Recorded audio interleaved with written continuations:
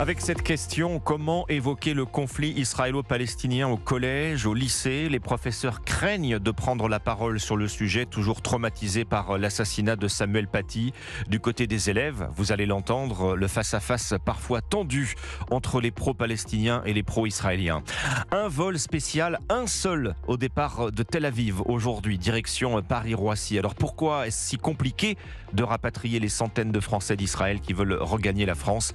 On va essayer de comprendre dans un instant. Et puis beaucoup de téléphones qui vont sonner dans le vide, des cabinets médicaux fermés demain, vendredi noir à l'appel des syndicats de médecins qui exigent une revalorisation de la consultation. Le journal de 6h, Nina Pavant. Bonjour Nina. Bonjour Alexandre, bonjour à tous. Israël a continué de pilonner sans relâche la bande de Gaza cette nuit. Déjà 1200 morts dans chaque camp. Selon l'ONU, 3338 personnes déplacées dans l'enclave palestinienne. Benjamin Netanyahou a promis de détruire les terroristes du Hamas. Il doit rencontrer aujourd'hui le secrétaire d'État américain Anthony Blinken qui vient apporter le soutien de l'Amérique à l'État hébreu. Emmanuel Macron réunit à midi les chefs de partis politiques pour évoquer avec eux le conflit avant une allocution d'Emmanuel Macron ce soir à la télé à 20h. Objectif, ne pas importer cette guerre en France. L'opposition entre pro-palestiniens et pro-israéliens prend déjà de l'ampleur jusque dans nos cours d'école où des élèves juifs sont pris à partie. En visite dans une école juive hier, Gabriel Attal, le ministre de l'Éducation nationale, s'est dit inquiet. Dans ce contexte tendu, Louise Salé, comment les professeurs évoquent-ils en classe le conflit israélo-palestinien et les attaques du Hamas ? Eh bien, la plupart des lycéens que j'ai rencontrés hier en banlieue parisienne n'en ont pas parlé en classe. D'après eux, c'est parce que leur prof a peur que la discussion dégénère. Thaïs est en première. On voit des vidéos qui sont assez violentes, qui sont assez choquantes. C'est difficile de ne pas en parler, même entre nous, entre copains, on n'en parle pas du tout, on n'en parle pas avec nos professeurs, ça en devient tabou. Sauf que les tensions montent. Dans ce lycée, un élève de confession juive est visé par des insultes de la part de camarades sur les réseaux. Thomas, 15 ans, est dans sa classe. Dans la classe, il y en a qui sont d'origine arabe et il y en a un, en l'occurrence, qui est juif et qui a de la famille en Israël. Il l'a fait savoir. Ceux d'origine maghrébine ont posté une story contenant des insultes et d'autres mots répréhensibles. Et notamment en classe, ils ont fait un mot en mettant Vive la Palestine, tout ça, en voulant lui envoyer. Donc ça se fait pas. Raphaël, lui, élève en terminale spécialité Histoire Géo, a abordé le conflit avec son enseignant dans un cours qui a mal tourné. On a eu un petit débat qui s'est créé, ça a commencé à hausser le ton. Il y a quand même une bagarre qui s'est créée entre des juifs et des musulmans. Ce conflit, il est même en France, en fait. Gabriel Attal a annoncé vouloir systématiquement saisir le procureur en cas d'agression contre un élève de confession juive. Les explications de Louise Salé pour Europe 1. Jean-Luc Mélenchon persiste et signe. Le chef de file des Insoumis refuse de qualifier le Hamas d'organisation terroriste. Cette position fragilise chaque jour un peu plus l'alliance des partis de gauche à l'Assemblée nationale. En réaction, plusieurs des partenaires de la France Insoumise se désolidarisent de la NUPES. Exemple avec Génération Écologie qui annonce sortir de l'alliance de gauche tant que le leader insoumis en sera membre. Le PS Paris, lui, suspend également son action en commun avec LFI. Le leader des Verts, le sénateur Yannick Jadot, appelle pour sa part à dépasser le cadre de la NUPES, devenu selon lui obsolète. Alexandre Chauveau. Eh bien, c'est d'abord une question de poids politique. La NUPES compte en effet 150 députés, soit plus que les 88 du Rassemblement national, officiellement le premier groupe d'opposition dans l'hémicycle. Ainsi, c'est en affichant son union que l'Alliance des gauches a notamment ravi la présidence de la Commission des finances ORN.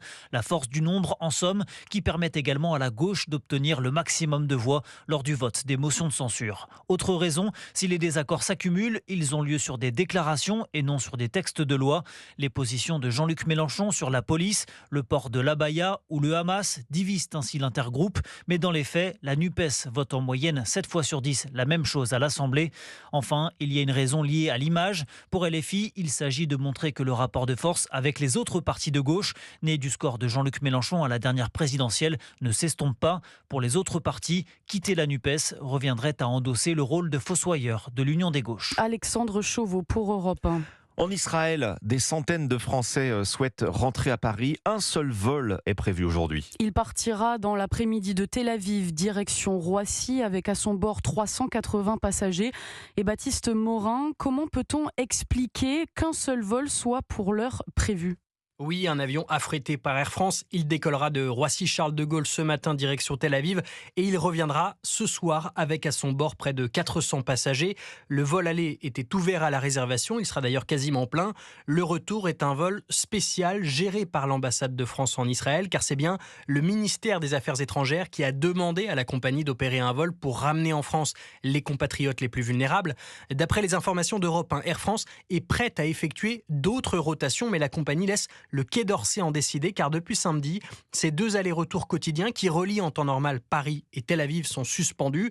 Ce qui est étonnant, c'est que d'autres pays européens comme l'Allemagne connaissent la même situation, mais ils s'organisent différemment. La Lufthansa, par exemple, a annoncé plusieurs vols spéciaux aujourd'hui et demain pour rapatrier quelques 4500 citoyens allemands vivant en Israël et souhaitant être évacués. Baptiste Morin pour Europe 1. Vos rendez-vous d'information sur Europe 1, la guerre entre Israël et le Hamas toute la journée sur notre antenne et notamment dans Punchline présenté par Laurence Ferrari, votre rendez-vous d'information, d'analyse et de débat du lundi au jeudi de 18h à 19h sur Europe 1. Il est 6h06 dans le reste de l'actualité, Nina Pavant. Le courant est revenu dans le Var et les Alpes-Maritimes. Hier, dans la soirée, 250 000 clients ont subi un problème technique et une panne du réseau RTE. Le Conseil d'État reconnaît que le contrôle au faciès existe dans la police et sa nature discriminatoire, mais se prononce incompétent pour juger de cette pratique. Le Conseil d'État qui ordonne également au ministère de l'Intérieur de faire respecter l'obligation pour les policiers de présenter un numéro d'identification visible lors des opérations sur la voie publique.